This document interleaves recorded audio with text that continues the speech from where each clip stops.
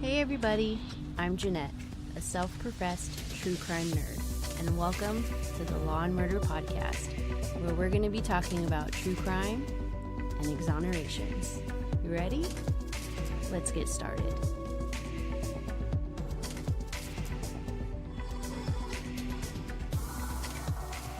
Hey everybody, welcome back to the Law and Murder Podcast. I'm so glad you're back and listening. I have a good one for you today. It is the case of the Trailside Killer from the 1980s. In criminology, there's a way that researchers can hypothesize on whether a person is going to be a serial killer or not. It's called the McDonald Triad. It's a set of three factors that if all three factors, or at least two of the three, are met as a child, as an adult, this person has a real chance of being violent. The three parts of the triad are cruelty to animals, obsessions with setting fires, and bedwetting, all well past a certain age. These behaviors are linked to homicidal and sexually predatory behavior.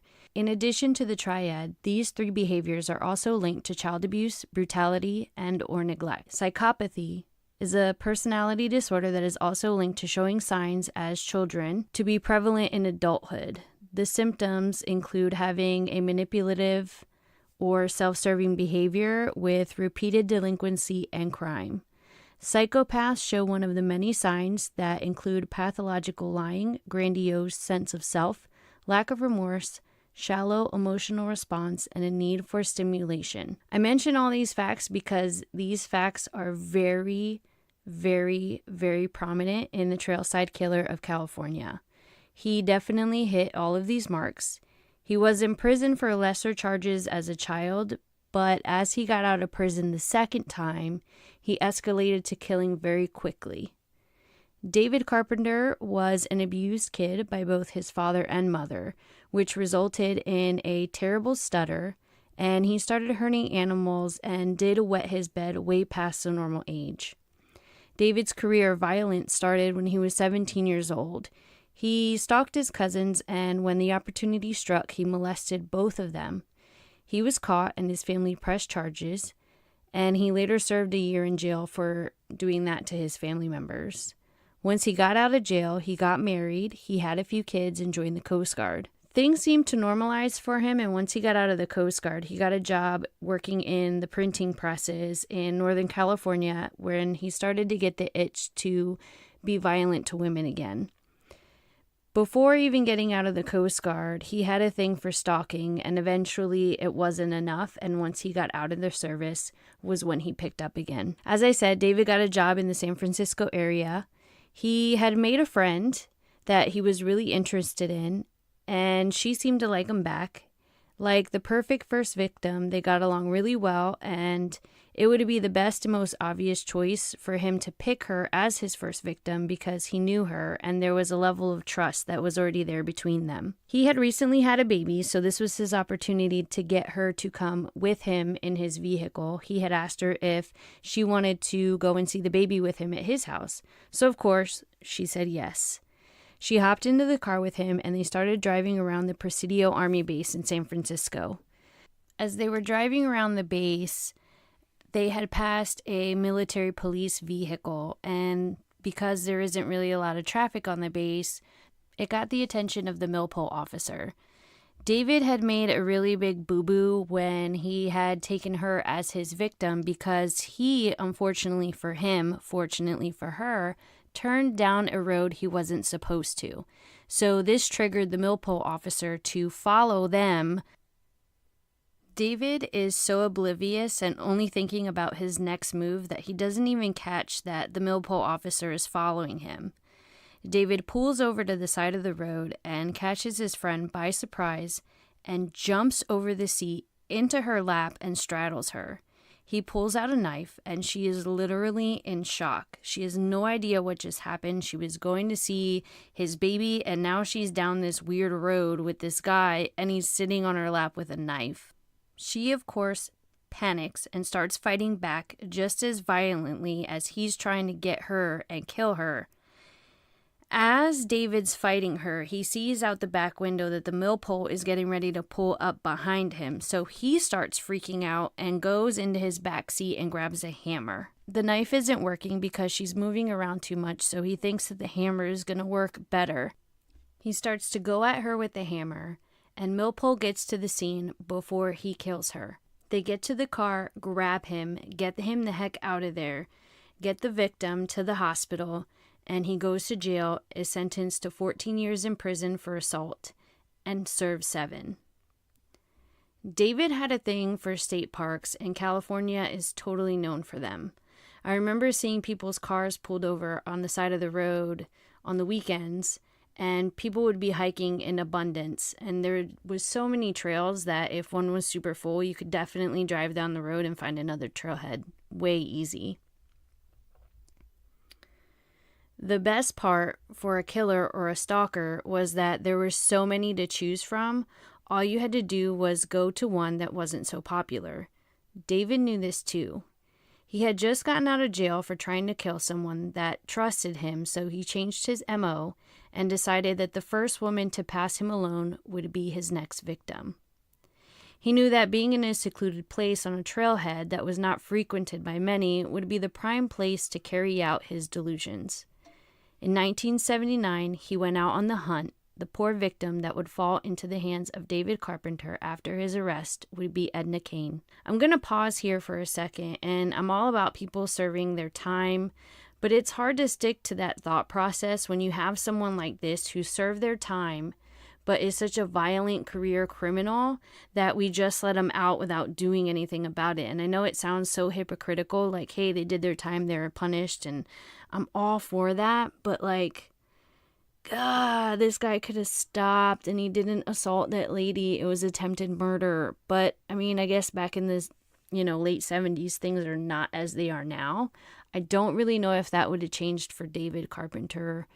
I have no idea. But it's just really sad to know that he didn't even serve his full sentence. So he could have been locked up, for another 7 years before any of this even started. But anyway, he's on the trail and he spots his next victim. Edna Cain enjoyed hiking, and who doesn't when you live in such a beautiful place as Northern California? In an early morning in August, she parked a car at the base of a trailhead, only thinking about her day and what she had to get done that day. She had no idea that she was going to go through her last moments of life before a very violent death. As she was hiking, David saw her walking up to the top of the trail and made the decision that she was going to be his victim. As she was climbing up the hill, he clutched his gun to make sure that it was there, and he approached her. He had her kneel and beg for her life as he forced himself onto her and raped her before shooting her in the head execution style. He left her on the side of the trail naked and vulnerable for everybody to see. Before he left, he took money from her credit cards, and then he walked into the trail and disappeared back to his own life. The crazy thing about this whole thing is that Edna usually went out on her hikes accompanied with a friend or her husband, but on this fateful day, it didn't happen. In the evening, when Edna never showed up home, her husband called the police because it wasn't like her to just go out and not let him know where she was. Her family reported her missing, and after discovering her car at the base of the trailhead, she was found. The police conducted an investigation and were not able to find much at the crime scene. They recovered the rounds, semen, and a footprint, and very quickly the case went cold. They did have a witness, but it was one of 2 people that were seen on trails that day by other hikers. All they had to go off was their description of a man who was acting strange, wearing a jacket that seemed to be heavier than it needed to be given the weather. They would have to wait until someone connected to the crime would come forward, or if a witness saw something that was more substantial, to come forward and say something. Nothing ever happened, and months passed. In October of 1979, Mary Frances Bennett went out on her morning run at the Palace of Legion of Honor. David surprised her and came out of nowhere and completely caught her off guard. She had fought David and tried to get him off of her, evidenced by the stab wounds that were inflicted on her. David stabbed her about 25 times on her neck, chest, and back. He dug a shallow grave and buried her. The police found her after her family had reported her missing, And again, there was no evidence left at the crime scene.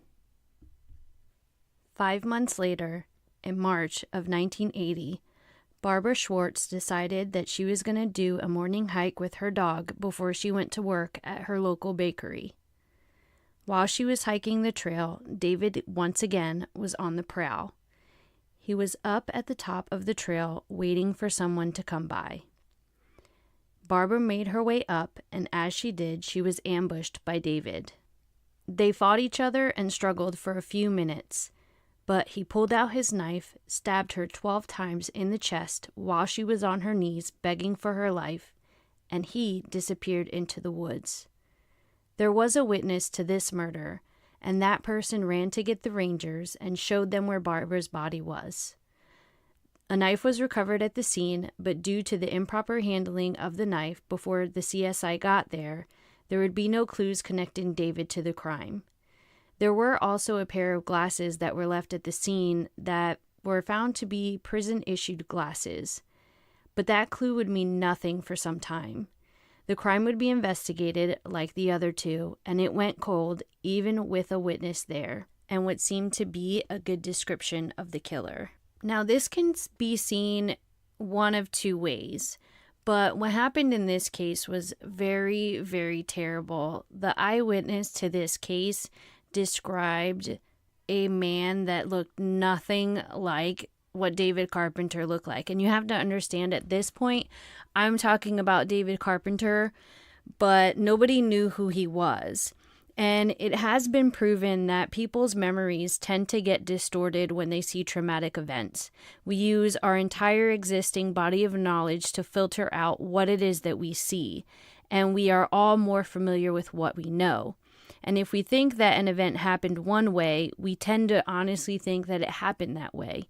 So I don't know what this person thought they saw, or, events like this don't take minutes like they do in movies. Movies and TV shows kind of slow down very violent acts. I can't imagine that this took very long at all. And who knows when this person walked up on this scene to actually make an accurate description.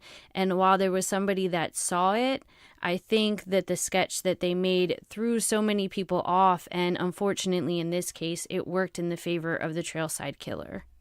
David wasn't stupid.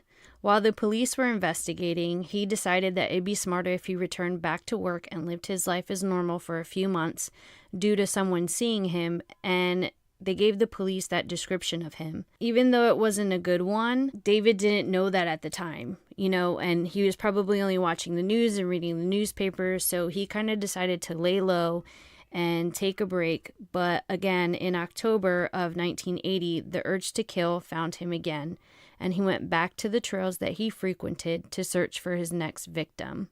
Anne went out on her morning hike like she always had. She got up, went to work, and around 5:30 in the afternoon, got dressed, went out the door in her running clothes to set out on her trail run and watch the sunset once she got to the specific amphitheater that was on the trail that she was on. David sat up on top of the trail to have the vantage point. He saw her coming up the trail, got his gun ready, and ambushed Anne. He raped her. He also made her get on her knees, beg for her life, and shot her in the head. He laid her head on a rock and disappeared into the night. The police found her body after she was reported missing, and her case would also go cold. The only thing that they had in this case were the rounds. The news was reporting on the park that he was killing at, and he knew that if he kept going to the same place, that eventually he would get caught. So in November, he moved the trails of choice further north at the Point Reyes Park. 2 women would meet their fate at that park. Shauna and Diana O'Connell didn't know each other, but they both had plans with friends to meet on the same day to go for a hike. Both of them missed their appointments with their friends and encountered David. It's not really known if they had encountered each other, all 3 of them at the same time, or if one of them showed up first and then the other, and then David kind of just hung around waiting for a second victim. It could also be that one of them walked up on him trying to kill and rape one of the other women that he took the other one. I don't really know because I didn't really find much information on these two other than the fact that they were both found within 20 feet of each other and they were both supposed to meet friends on the same day. There was a witness that heard 4 gunshots, which correlated with the same time that Shauna and Diana both passed away. Both of their friends had alerted authorities to the fact that they were missing, and they were both found bound and naked off the side of the trail. The only thing that the crime scene would provide was the rounds and the semen found in both women. When the police went to look for them, these weren't the only bodies that they would find. 6 weeks before the disappearance of Shauna and Diana, Richard and his fiancée Cynthia were killed in the same park. Richard Sowers was a Coast Guardsman who was training to be a radioman in Petaluma, California. He had met his fiancée Cynthia there. Cynthia was an honor student while she was in high school, and she had a part-time gig at the commissary on base until she graduated and then worked there full-time, which is where she met Richard. They quickly fell in love. He had gotten orders to stay in the area, and they got engaged. One afternoon, they went out to the Point Reyes National Seashore for a walk, and they encountered David Carpenter. Richard and Cynthia never made it back to work or training. They were both laying in the park with gunshot wounds to the head. The Coast Guard could not find Richard, so they accounted for him as AWOL, without knowing that he had passed away. Nobody knew where he was. It was just him and Cynthia. Cynthia had a missing persons report filed made for her disappearance. When the police were looking for Shauna and Diana, they had encountered Richard and Cynthia first, about a half a mile before the police came to the bodies of Diane and Shauna. At this point, the police had concluded that all the rounds that were found from all the victims' bodies at each crime scene were connected to the same gun, and a serial killer was announced to the public. A task force was created, and they interviewed witnesses and came up with a new sketch, one that would match David Carpenter. FBI profiler John Douglas, the dude from Mindhunter, would get wind of the case and created a profile of David Carpenter that we now know fits him to a T. John Douglas said that the Trailside Killer had a very bad speech impediment, which was true. He was local to Northern California, true. His victims are not planned. He comes upon them and decides that he's going to kill them at the time that he sees them, which is also true, given the fact that after his first attempted murder, he went and just found random strangers. He is shy and unsure of himself in social situations, which is why he goes on the trails to kill and has victims of opportunity. The killer is intelligent, which is also true. He has a 125 IQ. He's a blue-collar worker. He works at the printing press and has 2 out of the 3 indicators of the McDonald Triangle, a bedwetter and animal cruelty. I don't know how John Douglas works his magic, but the fact that he figured out that there was 2 of the 3 indicators in the McDonald Triad is freaking crazy. When I was reading that, I was like, wow, this guy is good. So anyway, the FBI also assisted by placing undercover agents on hiking trails, and they created a code to alert the rangers to close all the entrances to the parks if there was a witness to the Trailside Killer. David caught on to what was going on, and he fell off the radar. Stephen and his girlfriend Ellen attended the same college together. He was a junior and her a sophomore. They had decided to get away from it all and go camping at a park in Monterey. They drive down from the San Francisco area to Monterey, and they got everything all set up and decided that they wanted to go on a hike. On that hike, they walk past an observation deck and notice a guy standing there. They say hello, and they keep on walking. Little do they know that they just walked by the Trailside Killer. At this time, David Carpenter is thinking to himself that maybe he could get away with one more killing, because whatever it was that Ellen had, he wanted, and he couldn't help himself, despite the fact that there was a guy there, which isn't his normal MO at all. He waits to see if they come back down the same trail, And they do. They come back down his trail and they say hello again. But this time, David pulls out a gun and tells Ellen that he wants to rape her. Stephen gets in front of Ellen and tells David that he's going to do no such thing to his girlfriend. David forces them off the trail at gunpoint, and Stephen trips on a root, and this caused David to think that Stephen was going to make a move, so he shot Ellen twice in the head. Stephen realized what was going on, so his instincts took over and he ran. David shot at Stephen and ended up shooting him in the neck, and David fled from the scene knowing that he had made the biggest mistake of his life. So David and Stephen are both running away from each other, and Stephen ends up finding two hikers going up to help him with his neck injuries and to get the police out there so that they can save his girlfriend. David, on the other hand, is kind of screwed because a lot of the trails in California, they're typically like one way up, one way down. So he kind of had to wait for everything to kind of like balance itself out and for the hysteria to stop before he went back down. The problem is that the same people that were saving Stephen also saw him going to his car. So the hiker that found Stephen and assisted him to get medical help and to get the police on the scene was also the guy that saw the trailside killer. So what the guy saw was a guy running wearing a gold jacket with Olympia or Olympic on it and a green baseball cap.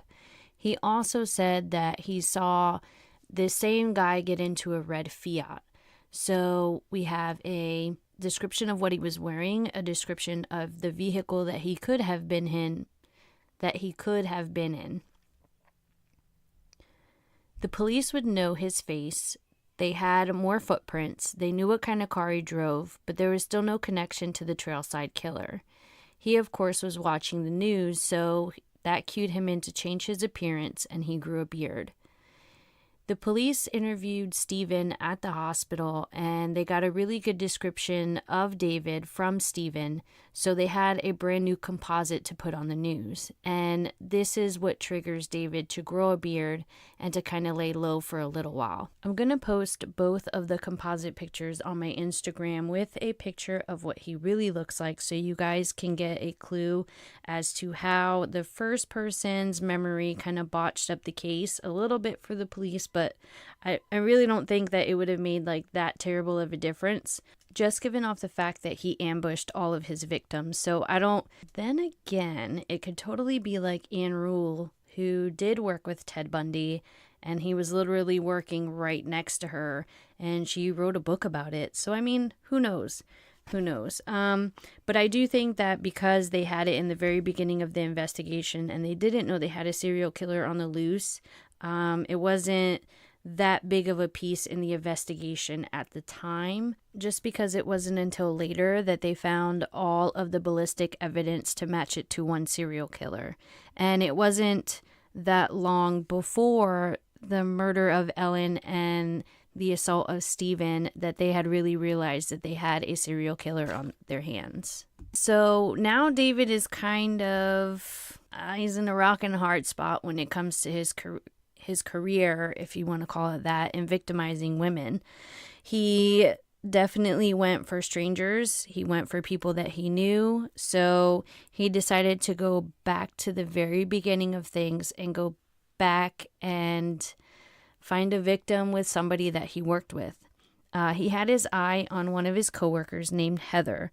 She was looking for a new car, and David told her that he had a car that he could show her. So they had made an appointment to meet up with each other.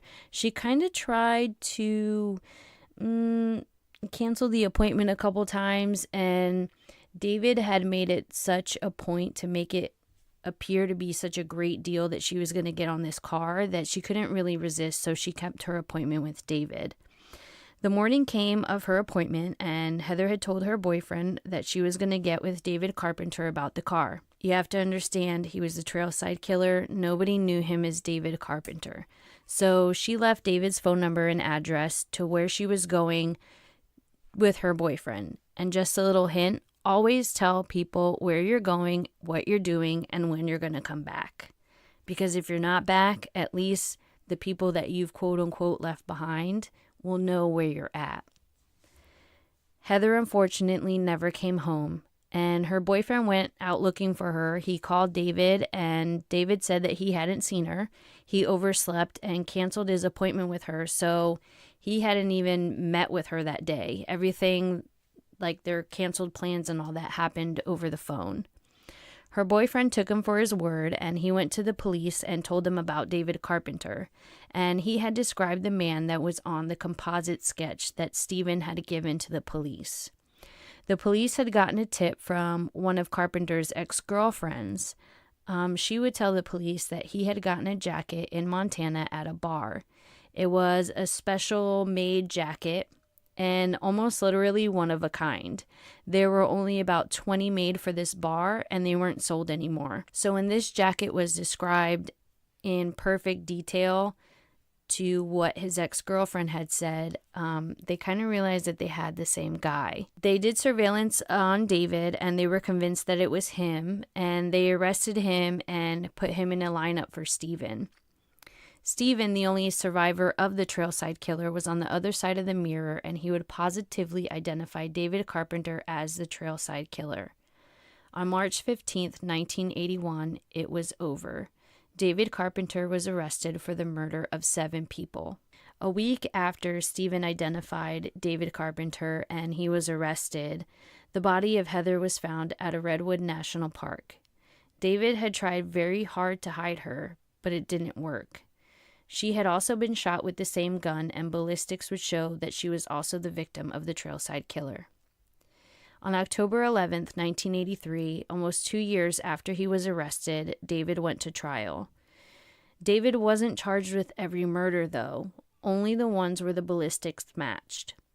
Heather, Etta Kane, or Barbara would not get their day in court because they didn't have enough to use in court to convict him of those crimes.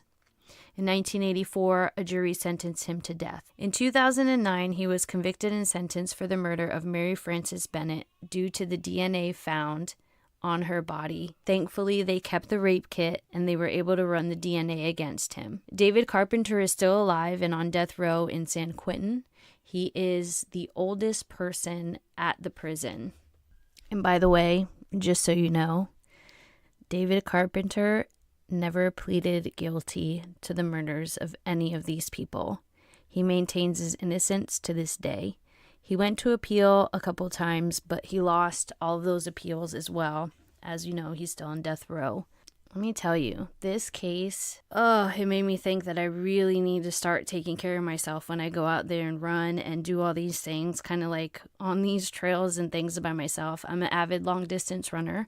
I love running marathons, and just knowing that there is still that small percentage of people that kill strangers is crazy. You know, I think I've always found some comfort in, it'd be somebody that I know, so if I'm running out or doing a hike by myself, it's not really a big deal because people usually kill people that they know. And while statistically that's true, that doesn't mean that I shouldn't put my guard down. It's really, really scary to even think that these poor women, it was just a crime of opportunity. And I would just venture out to say that there is safety stuff if you are out on a trail by yourself. Carry pepper spray. There are these knuckle rings that you can have that have spikes in them so you can poke somebody's eye out. Take a look at that stuff, and I'll post that stuff on my Instagram too, because safety is important. And if I learned anything from this case, it's that you're never really safe and you can't really trust everybody. I don't run around this world living in fear, obviously. I don't, I just told you guys I don't take care of myself all the way when I go running. But just make sure you take precautions and take care of yourself. And even though it may seem a little bit high anxiety to, go in, maybe go to extremes, but you should at least have something. At least know how to use your phone for it to do an emergency call without you actually opening your phone. Get a pepper spray. Do something. Do just one little thing to protect yourself out there, because you never know who's watching and you never know who's out there.